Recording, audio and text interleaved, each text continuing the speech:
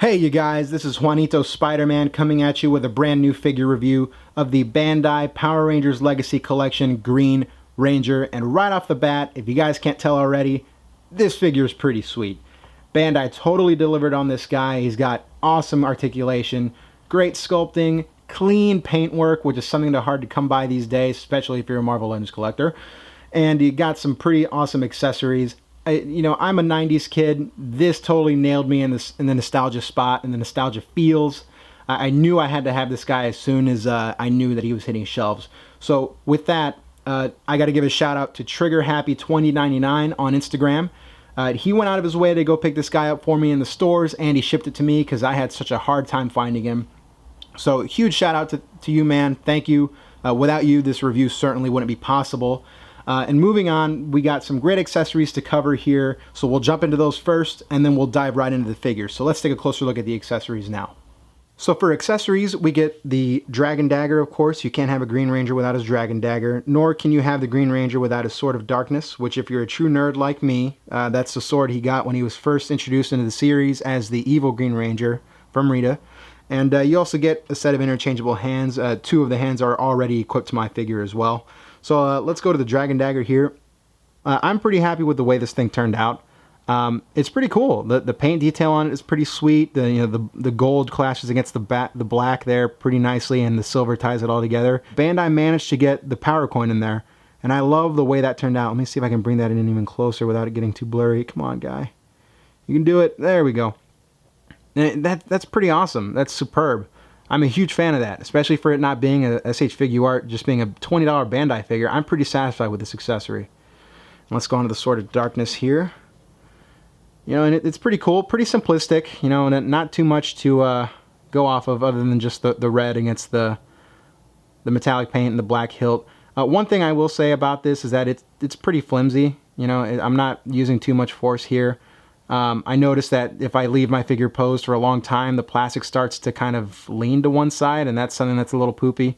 So I'm not a huge fan of that, but I do like the way they captured the realism of the way the sword looks, especially from the series. You got this oblong, weird, curved, evil sword thing, and I think it's pretty sweet. They really nailed it on that. Some shading would have been nice, but overall the silver paint is pretty clean. And lastly here we get the hands. Bring that in here, and overall it's a very nice sculpt on the hand here. Let me bring that, get that focused. Come on, guy. Come on, there we go. It's pretty cool. For a gloved hand, it looks pretty nice, pretty clean. They've got the pads there for the wrist and the knuckles here, and you got the little part where you insert the ball peg on the wrist. One thing I will say is that I have seen that a lot of the ball pegs of the Ninja figures, for those folks, some of them have broken off. That's because the ball peg is pretty darn tiny. So that's one thing that I caution you when you're interchanging the hands. Be careful and try not to force it. I tend to use a huge twisty motion when I'm inserting this into the ball peg. Here's a second hand here. If the camera gets to focus, come on. There we go. Same thing. You got a nice glove and detail there. This is more of a loose finger motion for playing the Dragon Dagger for his flute. And you get the same type of ball peg insert there as well. In terms of the figure holding his accessories, there really is no problem there. This is his Dragon Dagger hand there, so we can finagle it in there. And so you kind of have to twist it a little bit, that way it's not too loose, but once you get it situated, he hangs onto it pretty well. And then you can also put the Sword of Darkness in his other grippy hand, which is kind of intended for the sword. Fits a little loose in the other hand, so this works out pretty well there. And he holds his weapons pretty well, there's no problem there. Pretty sweet. And then you can also take the Dragon Dagger and situate it into the sheath that we got here. It's just a little thing that you kind of pin into the side of his hip there, and there really is no wrong way to do it. Fits in there nicely, nice and snug, and you don't have to worry about it falling out. Also, as I was mentioning before, I'm going to be a champion here and take my hand off for you just to take a look at what we were talking about here. But there's the ball peg that's been breaking for people, so just a word of advice to be cautious about that. When I take my hands on and off, I don't just push it in. You got to twist it. Kind of eases it in there a little better. So it'll probably extend the life of your ball peg, and you just got to be cautious when dealing with that guy. Moving on to the figure itself, let's take a look at this helmet. I'm a huge fan of this helmet. I think Bandai did a really good job on it. You can see the teeth alongside the visor there, and the eyes, you know, the eye of the dragon, I should say. And the visor itself looks pretty sweet, and the mouthpiece looks great. You know, here's the front end of the helmet there. You got the red gem at the top to tie it all together, as well as this little fin on the top. They did a great job on this. Looking to the side, you know, same thing as the other side that we saw, and onto the back of the helmet. Not a whole lot going on, you know, but it's a helmet and it's symmetrical, and that's all that matters to me. We can segue down here to the gold shield. I personally love this paint. I love how it sticks out. I love the sculpting that we got here. They did such a good job. This is not removable, but that's not a huge deal for me.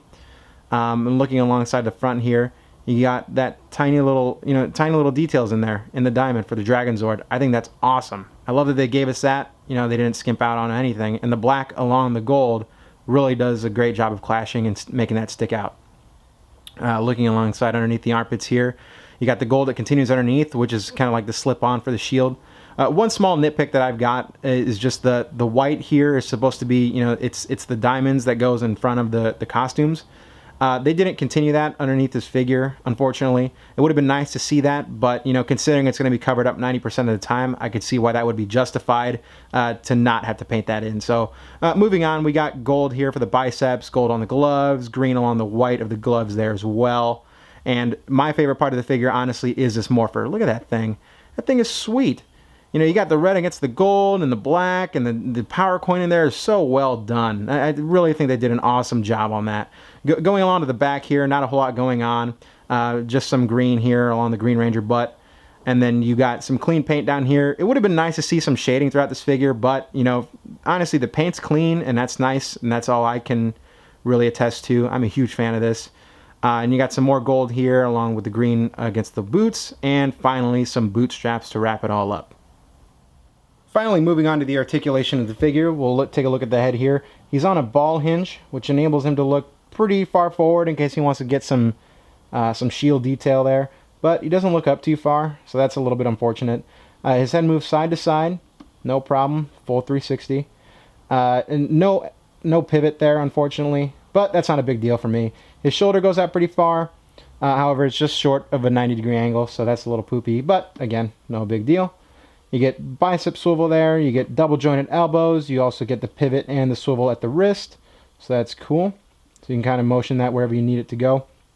You also get torso articulation. He goes pretty far back, so that's pretty cool. It kind of helps him look up with the head. However, going forward, it's not too far, but it works. You can see kind of like where the shield gets in the way of the morpher, and the morpher gets in the way of the shield there. But, you know, it works. You get the waist swivel there, which again, the morpher gets in the way of a little bit. It doesn't go all the way around, but works out pretty well.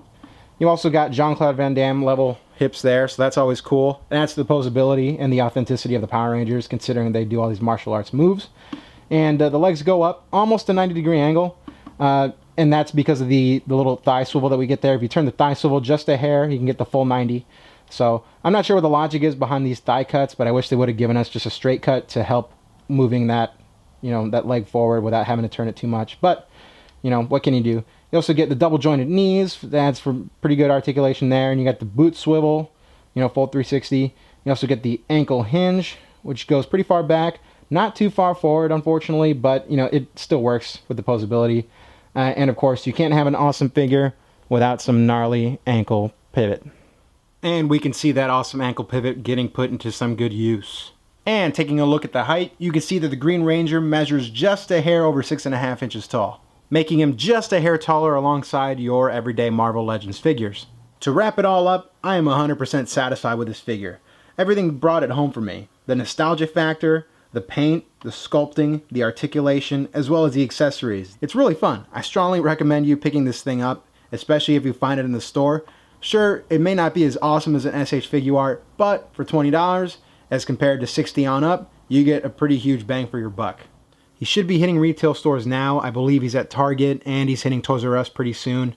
He's also on Big Bad Toy Store, and you can get him individually or in the pack of 5, which also come with the 3 Ninja Rangers, and in addition with the red Mighty Morphin Power Ranger as well.